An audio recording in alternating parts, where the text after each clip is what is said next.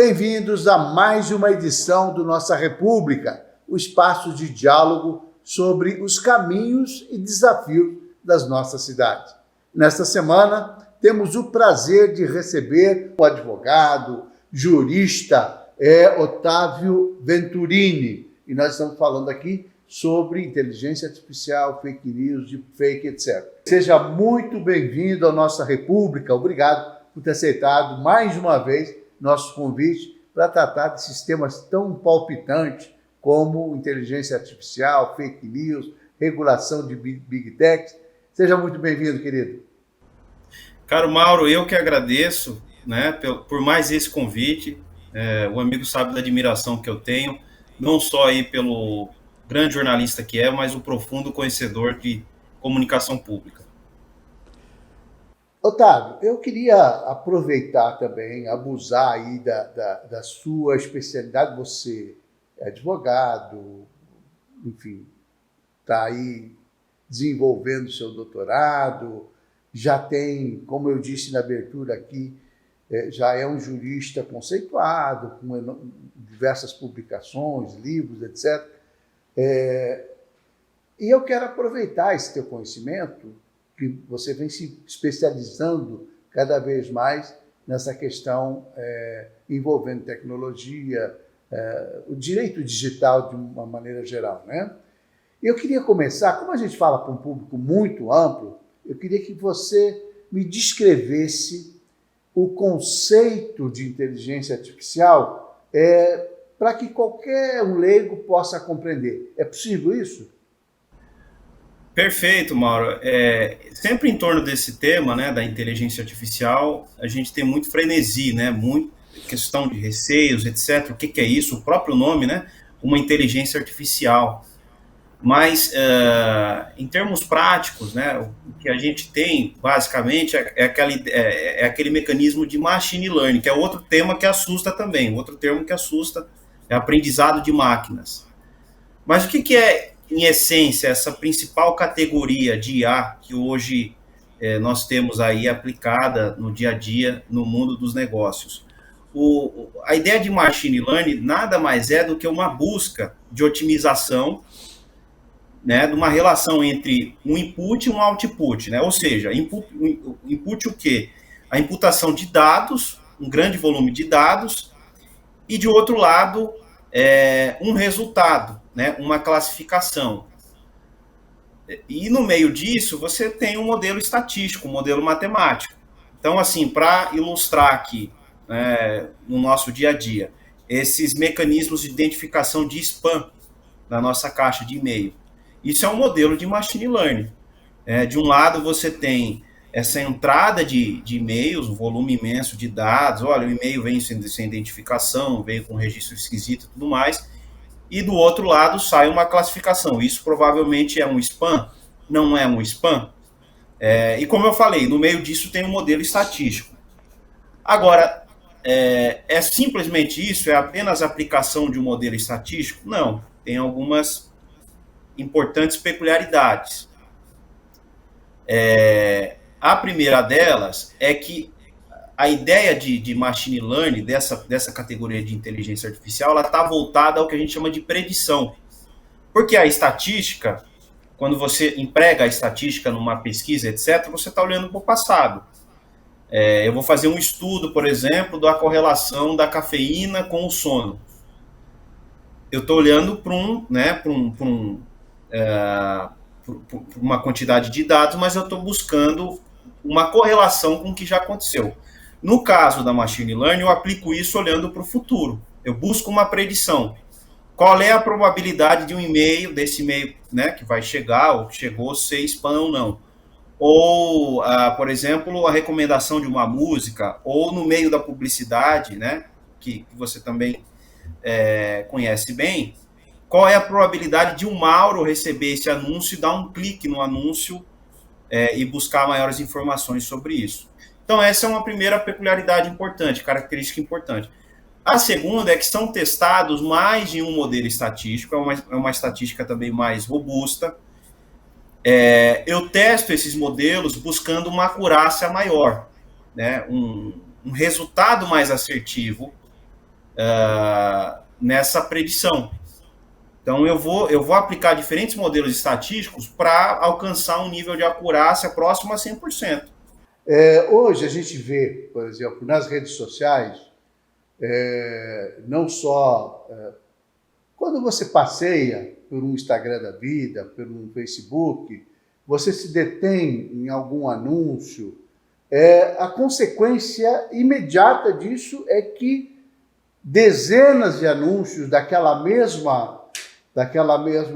mesmo produto ou de um produto similar são despejados na sua timeline. Você acaba tendo acesso a propostas comerciais, enfim, só porque você se deteve alguns segundos a mais ou clicou em algum assunto comercial que te interessou naquele momento, né?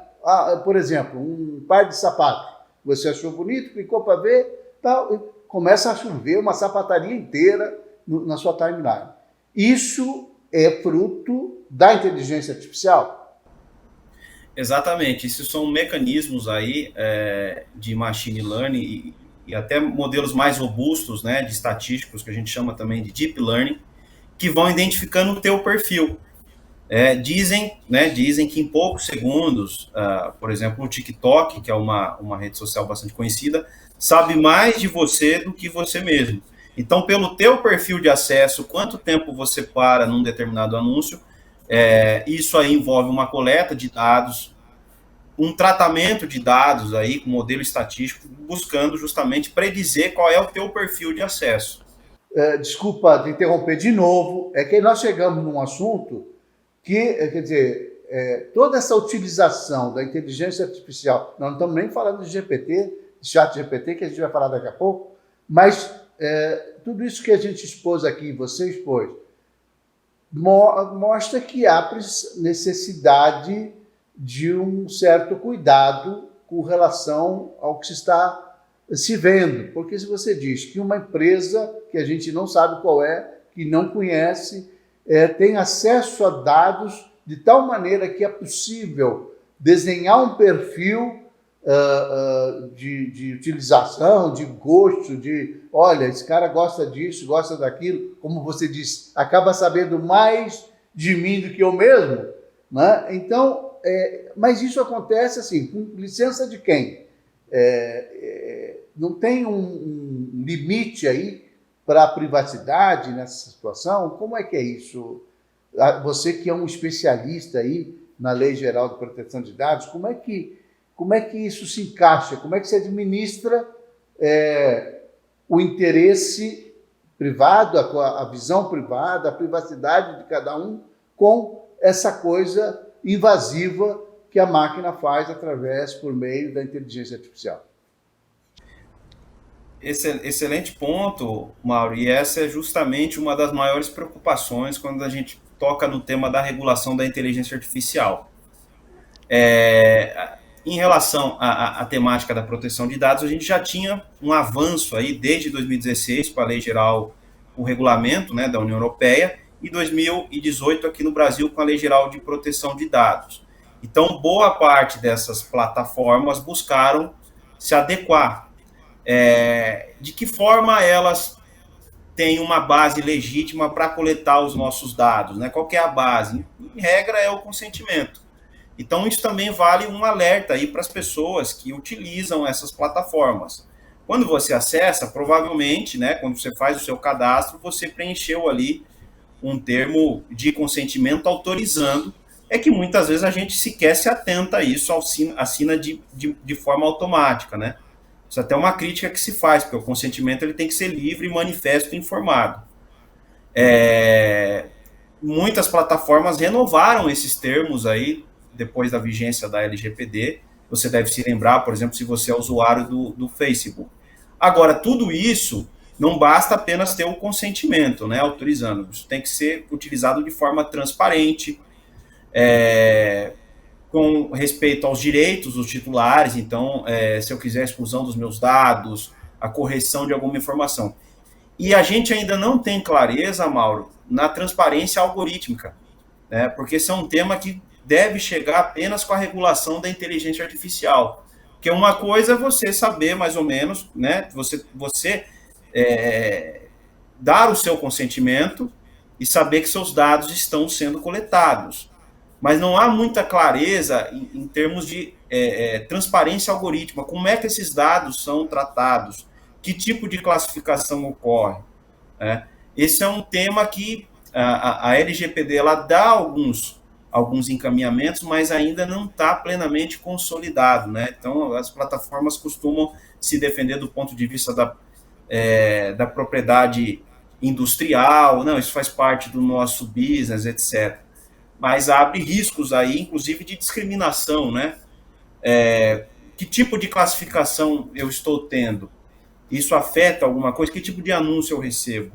Isso é uma coisa interessante, porque a gente vê quando você faz uso, quando você preenche um cadastro qualquer, às vezes você se interessou por um determinado livro, mas para você ter acesso a esse livro, você tem que colocar lá seu e-mail, seu telefone, dados básicos, aparentemente inocentes.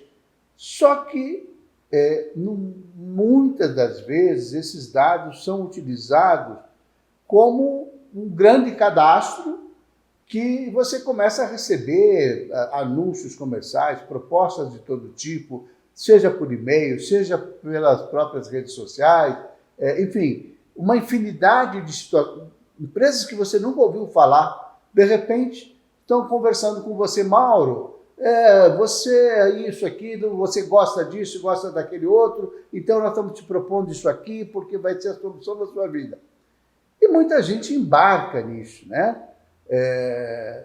E no meio disso tudo tem as fraudes, né? Então, a inteligência criminosa que se aproveita desses dados disponíveis na rede, que a gente muito imprudentemente acaba colocando, nós mesmos, né?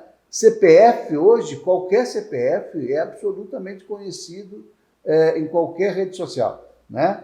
Então, assim, e aí tem as fraudes, que ocorrem compras usando o seu cartão, o seu CPF, até aquele código que vai lá atrás do cartão, enfim, tem uma série de situações que deixam as pessoas absolutamente vulneráveis. Nós não estamos falando ainda de um assunto bem polêmico, que são as fake news, que são as deepfakes, e estamos falando dessa coisa comercial, porque é um negócio trilhardário, né? O que acontece nas redes, né? As pessoas compram aos bilhões e alguém ganha muito dinheiro com isso, né? Até dizem que a gente mesmo, se quiser, pode ganhar dinheiro. Como é que é isso, Lili? Como é que se estabelece um parâmetro, um limite para isso tudo, já que a LGPD ainda não consegue alcançar todo mundo? Aí, Mauro, as organizações, toda organização, empresa, pessoa física que queira, que na sua atuação, que a sua atuação implique a coleta de dados, ela vai ter que fazer um plano estratégico, uma avaliação de risco. Se essa atividade envolve coleta de dados sensíveis, por exemplo, ou dados relacionados ao CPF da pessoa, etc., ela vai ter que ter medidas de segurança da informação adequadas. E do ponto de vista também do titular, nós temos que começar a incutir, a desenvolver uma consciência maior em relação à importância dos dados pessoais. Muitas pessoas não têm isso e saem distribuindo os dados e não têm o devido cuidado. Então, é uma via de mão dupla. Do ponto de vista das organizações, a gente já tem a legislação de proteção de dados. A atividade fiscalizatória da Agência Nacional de Proteção de Dados também, ela tem que ser reforçada, e do lado das pessoas buscar uma maior consciência, né? Lembrando que na minha coleta envolve dados como CPF ou dados sensíveis relacionados à saúde, opção sexual, opção religiosa, eu vou ter que implementar medidas de segurança da informação muito mais robustas, justamente para impedir esse vazamento ou um ataque cibernético. Mas isso ocorre do lado da empresa, supostamente, né? Porque a gente não tem garantia, a gente, do lado de cá, não tem garantia nenhuma de que esses dados não vão vazar, que essas informações vão ter um ambiente seguro, etc. Porque é uma preocupação meio que unilateral, quer dizer, a empresa tem que oferecer isso a você. Mas a gente é muito... eu falo a gente, eu estou falando da média da população brasileira, que assim, age muito de boa fé, né? Acredita muito nas coisas, quer dizer, qualquer empresa que fale com você pela sua rede social, você acaba de cara, de pronto, olhando aquilo, não com desconfiança, mas com boa fé. Isso é o perfil do brasileiro, de ser assim, né? De agir de boa fé. E aí é nesse momento que a gente vê as coisas ruins acontecerem, né? Que tipo de proteção? Por isso, quando a gente fala regulação das Big Techs, há muita gente que foca na questão política, na liberdade de expressão, etc, etc. Isso também, mas não é só isso. É também esse outro lado, né? Quer dizer, de que maneira a pessoa deveria ser alertada de que aquela informação que você está prestando pode, eventualmente, ser utilizada contra ela mesma.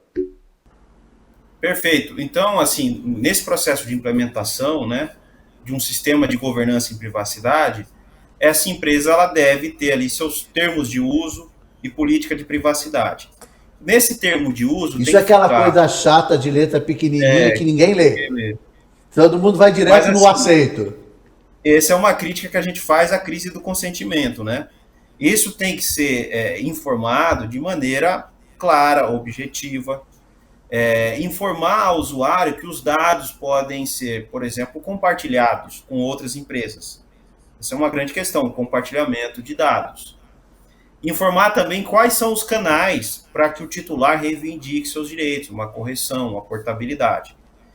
E, por exemplo, caso o titular sofra algum prejuízo, hoje a gente tem alguns canais de reivindicação, desde as ações cíveis individuais de responsabilização, as ações coletivas, aí no âmbito da ação civil pública, do Ministério Público, e também denúncias que podem ser feitas na própria Agência Nacional de Proteção de Dados, isso sem falar nos PROCONs, que atuam aí no âmbito de proteção do consumidor, os PROCONs estaduais, e no caso do âmbito federal nós temos a Senacom.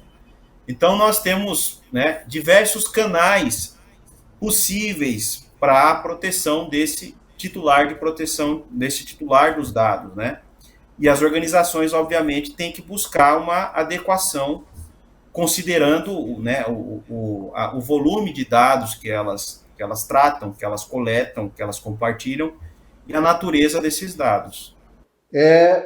Se existe diferença, do ponto de vista do resultado, de consequência, daquela inteligência artificial que é operada com supervisão humana e aquela que é autônoma.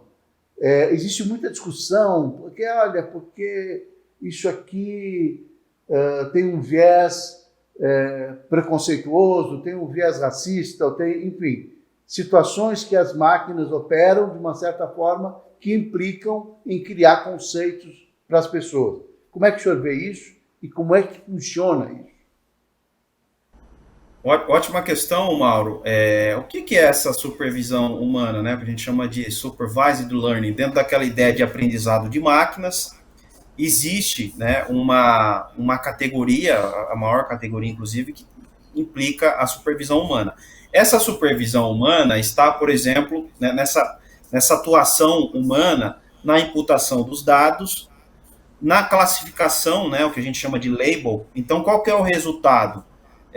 Isso parte de uma atividade humana. Spam ou não spam? Por exemplo, eu vou usar uma IA para classificar vinhos. Eu ofereço ali os labels finais, as classificações finais.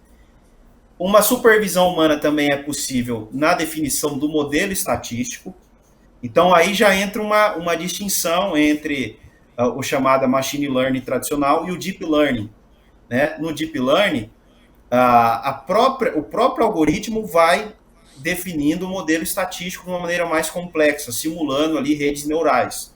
Então você tem como se fosse uma caixa preta que não tem muita clareza de qual foi o modelo estatístico. Isso traz uma implicação importante quando a gente fala de transparência algorítmica, porque provavelmente você vai ter que desenvolver um outro mecanismo para decifrar qual foi o modelo matemático envolvido ali. E, por fim, tem também o que a gente chama de unsupervised learning, que você sequer oferece de maneira clara ali o label final. Então, são IAs, por exemplo, que a gente aplica para clusterização. Vou dar um exemplo aqui. Captação de áudio em som ambiente, tem um monte de ruídos aqui distintos, e a IA vai conseguir ela mesma definir qual é a tua voz, né? E separar isso do ambiente.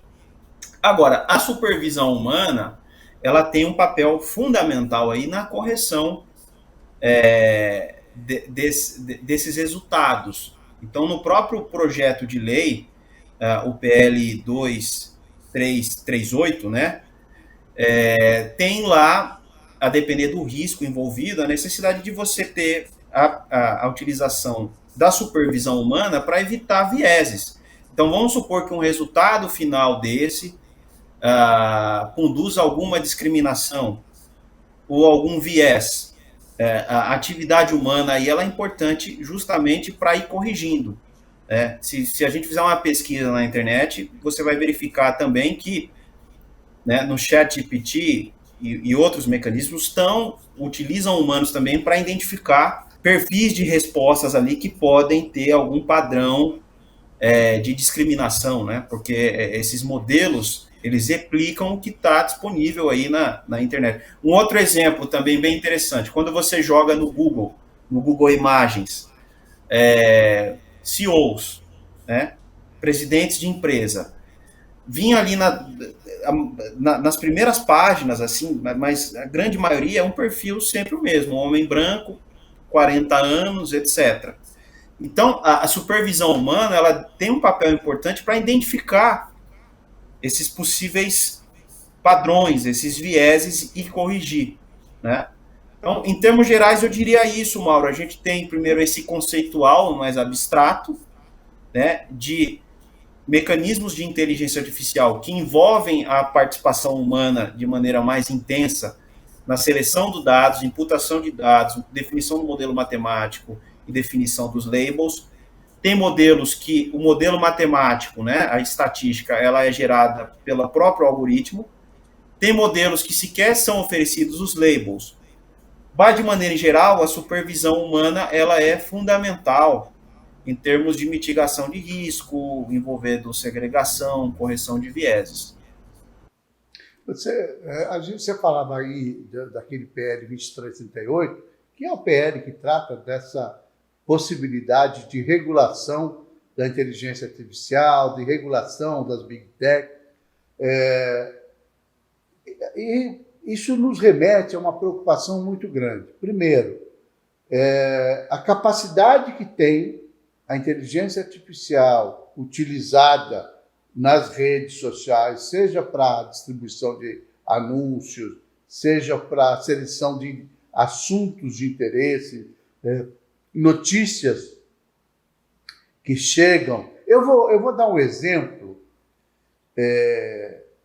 que chega a ser doloroso para mim. Meu pai tem 86 anos, tem fragilidade de saúde, etc., mas ele gosta muito de escrever, de ler, de acompanhar as redes sociais e tal. E ele acaba recebendo muita informação e, óbvio, que tem dificuldade de entender ou de perceber que determinada informação é falsa, determinada informação é verdadeira. Porque se criou verdadeiras milícias na internet, sobretudo na área política, mas em todas as áreas, né? Se criam fake news, mentiras absurdas, mas elas são tão detalhadas e com tanta... que passa uma certa sensação de que aquilo é verdade. E que as pessoas, elas são, como eu disse no começo, estão de muito boa fé, né, Otávio? E acabam acreditando e, em decorrência disso, formam conceitos absolutamente equivocados da realidade. né? Então, pega uma notícia, transforma essa notícia, distorce essa notícia e distribui de forma massiva. Esse é um fato que traz muita gravidade porque influencia a cabeça das pessoas. Quer dizer, forma opinião de uma forma a partir de um conteúdo mentiroso. E a segunda questão que eu acho também que é bastante complicado no dia a dia das pessoas que impactam, que vivem... Hoje ninguém fica dissociado da internet, né? Está todo mundo com o celular na mão, está todo mundo com um notebook, laptop. E aí, assim, você acaba recebendo informações que impactam duramente, às vezes, na vida das pessoas. Trazem prejuízos emocionais, enfim. Estimulam preconceitos, estimulam o ódio, criam essas situações que manipulam, na verdade, a opinião pública. Até quando nós vamos com isso? Até quando essa suposta liberdade de expressão não pode ser combatida em razão dessas distorções, dessa situação que é colocada aí, Otávio? Essa é uma discussão da maior relevância, Mauro. O que a gente tem hoje em termos de cenário regulatório, né? A gente tem uma discussão, a gente tem primeiro um projeto de lei, né, o chamado PL das Fake News, que é o PL 2630, que estabelece, por exemplo, mecanismos de moderação de conteúdo pelas plataformas. E, por outro lado, a gente ainda tem em vigor o artigo 19 do Marco Civil da Internet, que está em discussão em sede de recurso extraordinário no STF, que afasta a responsabilidade das plataformas por conteúdos de terceiros. Salvo, obviamente, se houver uma decisão judicial determinando a retirada desse conteúdo. Agora, o cenário internacional ele já avançou bastante em relação a o que é a regulação dessas plataformas, né? Além dessas questões de proteção de dados, que a gente já discutiu, mas uma atuação mais ativa, mais proativa dessas plataformas, no sentido de moderar conteúdos, buscando o quê? Além do que você falou aí, de afastar discursos de ódio, etc., mas a própria integridade do sistema informacional. Porque hoje a gente vive num contexto completamente distinto. Eu não sou apenas mais receptador de conteúdo, como é no modelo tradicional de mídia offline. Eu sou emissor de conteúdo. E isso é emitido, né, pelo meu celular aqui, como a gente está fazendo, eu posso colocar nas redes, etc. E aí você tem um risco de colocar o próprio sistema informacional, a integridade dele, abaixo. É o que traz prejuízo para toda a sociedade. Agora, é um desafio que não é simples também, porque a gente tem que entender que cada rede social tem um perfil específico de uso, um perfil específico de usuários e também de, eventualmente, propagação de fake news. Então, por exemplo, de um lado a gente tem essas plataformas de mensageria, WhatsApp, que é um perfil de uso mais específico, a relação com a minha família, eu posso ter alguns grupos.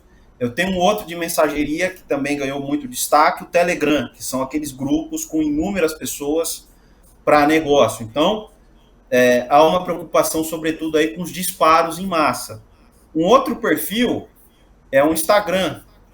Um outro perfil é o YouTube. Por exemplo, eu começo a usar o YouTube, acesso um vídeo de acordo com o meu perfil ideológico, eu só recebo o conteúdo daquele perfil, eu vou ficando mais extremado ainda, toda a sociedade, né?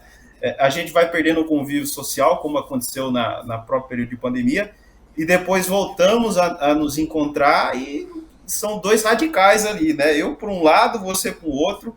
Obviamente isso traz um dano para toda a sociedade. Então, alguns países já avançaram, Mauro, nessa regulação de moderação. O que é a moderação? É a intervenção da plataforma em conteúdos que a partir do termo de uso da política de uso dela, ela classifica ali como conteúdos extremistas, conteúdos sabidamente inverídicos, manipulados, né? Porque você tem a própria utilização da inteligência artificial para identificar o que são conteúdos manipulados, alterados. E ali vai ter, obviamente, um procedimento para você se defender. Mas é uma intervenção no sentido, ou você, a retirada desse vídeo, é um conteúdo ilícito, pornográfico, por exemplo, que menores podem acessar, ou a retirada do impulsionamento, ou seja, é uma intervenção que as próprias plataformas devem fazer, porque elas lucram com isso, né, com esses modelos de publicidade, elas devem fazer em proteção da própria integridade do sistema informacional. No Brasil, isso ainda está em discussão, né? Tanto a constitucionalidade do artigo 19 do Marco Civil, quanto esse PL que traria uma regulação geral aí para o tema das fake news. E sobre uma questão que realmente incomoda muito, que é a posição das Big Techs em relação à distribuição do seu conteúdo. Existem conteúdos muito cultos, muito corretos, né? Mas que têm pouco interesse pelas pessoas. No geral, as pessoas gostam de coisas mais sinistras, vamos dizer assim, né? E essas curiosidades que levam a conclusões equivocadas das pessoas, elas acabam, principalmente quando impulsionadas, elas acabam ganhando uma força enorme nas redes sociais. E quanto mais elas são vistas, mais elas são distribuídas para uma gama maior de pessoas. Isso faz parte do negócio das Big Techs, né? E aí é uma luta entre o bem e o mal, né? As Big Techs acabam impulsionando coisas ruins, coisas negativas, é o sangue, é a briga, é a violência, enfim, e preterindo as boas notícias, as boas informações. É possível efetivamente regular isso? A Europa está conseguindo fazer isso, Otávio, de dar um limite para as Big Techs, um limite que vá além, óbvio, do faturamento dessas empresas? Esse é um desafio imenso, né, Mauro? Acho que sempre vão existir problemas aí, questões, mas a solução possível passa necessariamente por uma atuação mais proativa dessas Big Techs na moderação de conteúdos, na autorregulação, né, o que a gente chama de autorregulação. Porque o poder público ele não tem condições de regular os milhares de conteúdos, etc., e nem é o papel dele, né, nem seria o papel dele. Imagine se a cada conteúdo reconhecidamente falso, impulsionado, tivesse que se propor uma ação judicial, né, o efeito danoso já estaria colocado. E é importante a gente explicitar o mecanismo financeiro que existe, porque como é que essas plataformas elas são remuneradas, né? Dentre uma das formas, eu faço um cadastro na plataforma, direciono, né? Tenho ali informações de pessoas que são usuárias, têm dados pessoais, e posso direcionar anúncios, os meus vídeos a essas pessoas.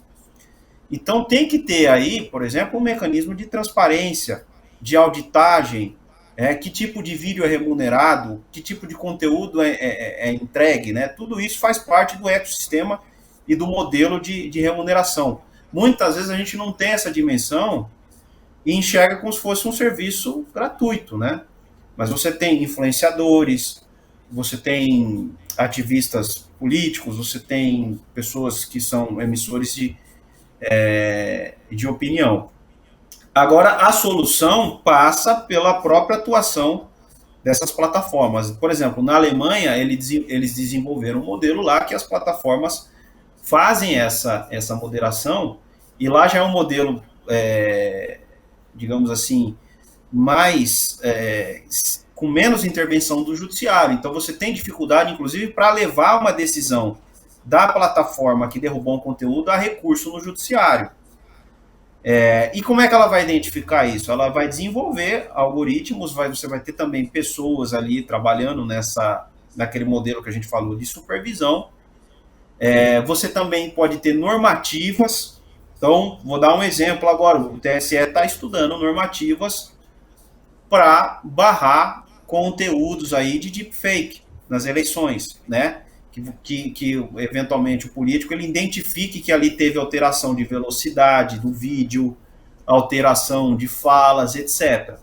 Então, é uma solução de vários atores atuando em conjunto, né? A própria plataforma oferecendo esses mecanismos que vão envolver também técnicas de inteligência artificial, vão envolver pessoas, o poder público estabelecendo padrões, parâmetros, a própria população também. Mauro, quando você recebe no seu Instagram um anúncio de jogos desses proibidos, você mesmo pode ir lá e denunciar como spam aquilo. Isso informa a plataforma de que você está recebendo conteúdo ilícito, né? E essa é uma outra temática, a questão dos jogos de aposta, sobretudo os jogos proibidos no Brasil. Não é uma solução simples também, cada plataforma, como eu falei, tem seu perfil de uso, mas ela vai envolver necessariamente a atuação conjunta. Acho que esse é um dos maiores desafios da nossa época, Mauro, a distinção entre o falso e o verdadeiro, né? A gente está vivendo um limbo aí de versões e narrativas e é cada vez mais difícil navegar nesse limbo. Eu quero tratar de dois assuntos, vou fazer um a dois em um aí com você. Primeiro, que você é um profissional também da área de propaganda, na área jurídica, claro, atendendo agências de propaganda, e você tem na propaganda a autorregulação que funciona muito bem, né? Isso vale também para os veículos de comunicação. Quando eu falo de veículos de comunicação, eu falo de veículos que trabalham com profissionais regulamentados, eu falo dos jornais, das emissoras de rádio e televisão, que são punidas quando cometem algum erro de informação ou quando disseminam alguma informação errada ou falsa, né? Isso não é de agora, não, desde sempre. Um jornalista e um jornal que publicam uma matéria que afeta a honra, a dignidade, a imagem de uma pessoa de uma forma negativa, e aquilo é uma inverdade, vai responder processo, vai pagar indenização, tem situações, inclusive, que se prevê até a prisão em situações extremas, né? Mas existe essa regulação e ela funciona. O que acontece hoje nas redes sociais? Essa milícia que opera as redes sociais, né, sem controle das Big Tech, elas acabam propagando informações falsas de todo tipo e não acontece nada. Eventualmente, um ou outro é tirado do ar, quer dizer, cancela a conta, tira, aí o cara abre com outro nome, com outro e-mail, com outro não sei o quê, e continua fazendo as mesmas coisas. Então, isso é um problema sério. Então, a autorregulação pode funcionar? Pode, mas precisa ter objetiva a cooperação das plataformas. Sem isso, nós não vamos a lugar nenhum, vai continuar. A outra preocupação nós estamos agora em ano eleitoral. Vamos ter eleição para prefeito e vereadores em outubro. E a inteligência artificial, as redes sociais e toda essa tecnologia, ela disponibiliza, você citou aí, a deepfake, a possibilidade da voz de um candidato ser utilizada num outro texto, quer dizer, você forjar uma fala de alguém, uma fala que não existiu, mas é possível hoje a tecnologia produzir isso, como produz imagens, como produz uma série de situações que podem ser absolutamente falsas. Isso coloca descrédito à rede social, mas prejudica muito o processo democrático, é algo que afeta o direito das pessoas, né, Otávio? Como é que você vê isso? É possível barrar isso? Você citou o TSE na sua resposta anterior. Claro que é uma preocupação, né? A deepfake está sendo usada já, você citou lá no começo da nossa conversa, o uso desse recurso lá na Argentina, na campanha eleitoral do atual presidente argentino. E isso tem como ser combatido de tal maneira, com alguma eficiência? Duas questões interessantíssimas, Mauro. Eu estou de pleno acordo com você sobre a questão da autorregulação, né? Como você bem destacou, nós temos na publicidade no Brasil uma autorregulação que é protagonizada por dois atores principais.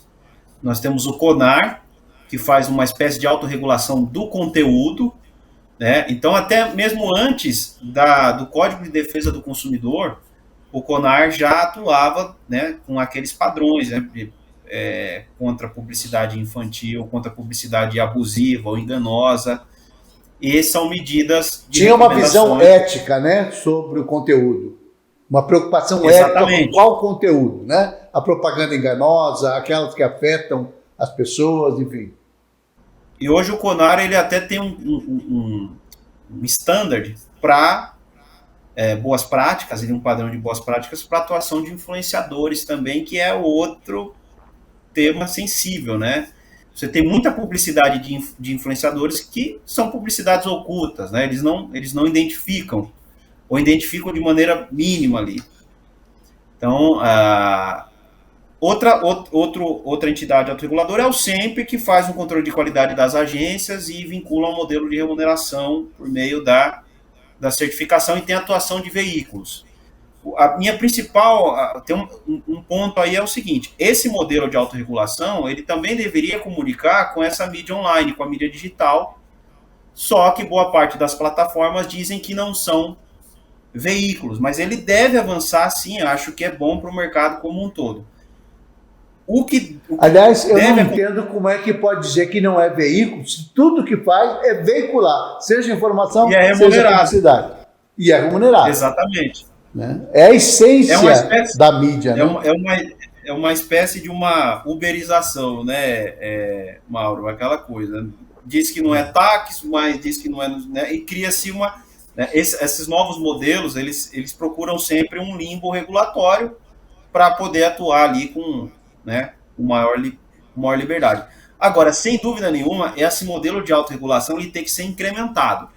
Além dessas entidades externas, as empresas, e sobretudo as maiores, as big techs, elas devem exercer uma autorregulação em si mesmas sobre as atividades.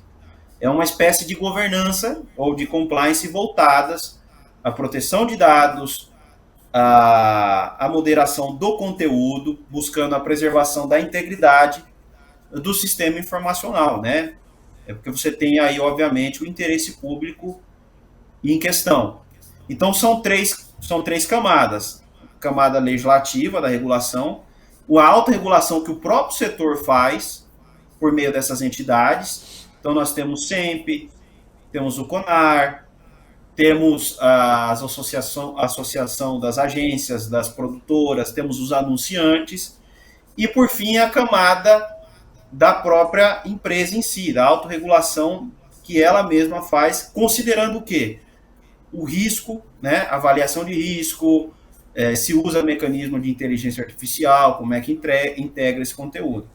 Então, a solução passa por isso, a atuação coordenada e conjunta de todos, e adicionando mais uma camada de autorregulação. Sobre a deepfake, é o tema agora dessas eleições. Como eu mencionei, você mesmo destacou, na Argentina a gente já teve um gosto, um sinal do que isso pode levar, né? Até na campanha presidencial fizeram, não foi só apenas a voz, mas um vídeo de um candidato ali, conversando com a Margaret Thatcher, né, porque teve a guerra com a Inglaterra na década de 80, e também em relação ao outro candidato, então isso foi bastante utilizado. No Brasil já tivemos algumas denúncias aí encaminhadas de utilização de voz do prefeito manipulando isso. Qual que é essa lógica? É chamada de deepfake. Então você tem uma inteligência artificial generativa adversarial. Isso é muito interessante. É generativa, né? Ela cria conteúdo, assim como o ChatGPT, etc. Ela cria imagens, mas, ao mesmo tempo, você tem um outro algoritmo tentando decifrar se aquilo é verdadeiro ou falso. Então, eu faço uma imitação sua, crio uma imagem, e eu coloco um outro algoritmo dizendo é falso, é verdadeiro. Quanto mais difícil fica para esse outro algoritmo dizer se é falso ou verdadeiro, melhor é. Mais eu me aproximo do... Por isso que é um deepfake, né? É uma proximidade com a realidade muito grande, é muito dificílimo de você, um cidadão comum, decifrar se aquilo é verdadeiro ou falso. O TSE está estudando isso, está colocando em pauta, né, uma resolução para a propaganda eleitoral dessas eleições, mesmo sem aprovação do PL da fake news, mas o que deve ter ali é uma obrigação de identificação por parte também dos candidatos, proibição de certas manipulações, manipulação da verdade, de velocidade, etc., e uma obrigação proativa aí por parte dessas big techs de derrubar esse conteúdo. Vamos ver como é que isso vai se operacionalizar na prática, mas o TSE já está em alerta com essa questão. Doutor Otávio, eu tinha preparado aqui umas 30 perguntas para a gente... Infelizmente, nosso tempo já foi, porque é um assunto que passa voando, a gente vai conversando, nem se apercebe da riqueza. Eu queria, para finalizar, só comentar aqui que me parece muito difícil confiar que as Big Techs vão assumir essa postura de se autorregular por conta do que isso confronta com o interesse econômico, financeiro. Elas sobrevivem da manipulação, na verdade. Esse é um ponto. O segundo ponto, eu já quero lhe convidar para quando o TSE definir as regras eleitorais, no que diz respeito às questões relacionadas às fake news, às big tech, que a gente possa sentar aqui para conversar de novo e discutir aí o que é possível esperar dessa regulamentação, que com certeza o TSE vai fazer antes que o Congresso Nacional tome qualquer providência no sentido de combater as fake news e as distorções e o deepfake, a utilização de inteligência artificial no sentido de ludibriar o eleitor, né? Então, é isso, já fica aqui o convite. Vamos esperar que logo que a TSE regulamente o processo eleitoral desse ano, que a gente possa avaliar o que foi feito no sentido de preservar o eleitor, para garantir um mínimo de integridade ao processo eleitoral. Muitíssimo obrigado, um grande abraço, espero que a gente, este ano, volte a se encontrar aí em São Paulo, em Foz do Iguaçu, seja onde for, para a gente bater aquele papo, dando um grande abraço para a Renata, viu? A Renata é a esposa do Otávio, é uma figura maravilhosa que a gente teve o privilégio de conhecer. Então, muito obrigado, um grande abraço e até uma próxima entrevista. Otávio, te dou um minuto aí para você finalizar a sua participação. Olha, o convite já aceito, desde já ansioso aqui para retornar para o programa Nossa República. É sempre um prazer falar e aprender com você, Mauro, também. E eu acho que é isso, né? A gente tem um cenário desafiador, mas a gente precisa avançar também com essa pauta regulatória. As big techs por si só não vão, né, avançar. É preciso que o poder público, o Estado, os países como um todo, eles avancem, né, que eles definam as obrigações de cada ator. E cada obrigação ela tem que ser adequada com um perfil de atividade, né, com um perfil lucrativo. Se você assume uma atividade que é lucrativa e que coloca em risco o interesse público, você tem que, obviamente, adequar suas medidas internas de controle e de conformidade a esses riscos. Ou ser punido por isso, né? ou ser punido por isso, por meio de punição. E isso passa necessariamente por esse avanço da pauta regulatória. Muito bem, muito obrigado. Um grande abraço, Otávio. Nossa República vai ficando por aqui, mas volto na próxima semana com uma nova entrevista tão interessante como essa com o Otávio Venturini. Um abraço a todos.